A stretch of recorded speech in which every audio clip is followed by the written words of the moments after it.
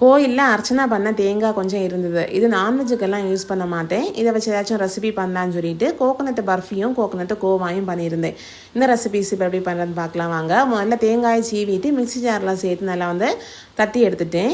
இப்போ coconut பர்ஃபிக்கு 2 cup தேங்காயை பேனில் சேர்த்து நல்லா வறுத்து விடணும். இந்த மாதிரி கோல்டன் கலராக சேஞ்ச் ஆனது. இது கூட 1 கப் நாட்டு சர்க்கரை சேர்த்துக்கலாம். லைட்டாக தண்ணி சேர்த்துக்கலாம். 2-3 டேபிள் ஸ்பூன் போதும். சேர்க்கும் போது அந்த நாட்டு சர்க்கரை நல்லா மெல்ட் ஆகி தேங்காய் கூட நல்லா சேர்ந்துடும்.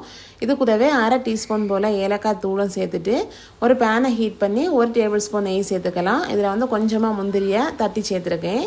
அது நல்லா கோல்டன் கலராக சேஞ்ச் ஆகுது. இது கூட சேர்த்து நல்லா கலந்து விட்டுட்டு இறக்கிக்கலாம். பிளேட்டில் லைட்டாக நெய் அப்ளை பண்ணிவிட்டு அதெல்லாம் மாற்றிட்டு ஸ்பூன் வச்சு கொஞ்சமாக ப்ரெஸ் பண்ணி விட்டுக்கலாம். நல்லா செட் ஆகிறதுக்காக ப்ரெஸ் பண்ணி விட்டுட்டு பீஸ் போட்டு சர்வ் பண்ணிங்கன்னா சூப்பரான கோகனட் பர்ஃபி ரெடி. ரொம்ப டேஸ்ட்டாக இருக்கும். கண்டிப்பாக ட்ரை பண்ணி பாருங்கள். இப்போ கோகனட் கோவா எப்படி பண்ணுறதுன்னு பார்க்கலாம். அதுக்கு ஒரு பேனை ஹீட் பண்ணிவிட்டு நான் 1/2 கப் தேங்காய் சேர்த்துருக்கேன். தேங்காயை நல்லா வறுத்துக்கலாம். லைட்டாக கோல்டன் கலர் மாதிரி சேஞ்ச் ஆனதும் 1 லிட்டர் போல் பால் சேர்த்துக்கலாம். சேர்த்து நல்லா காய்ச்சதும் பாலை நல்லா காய்ச்சி வட்டி வரும்போது 1/2 கப்பு போல் சீனி சேர்த்துருக்கேன்.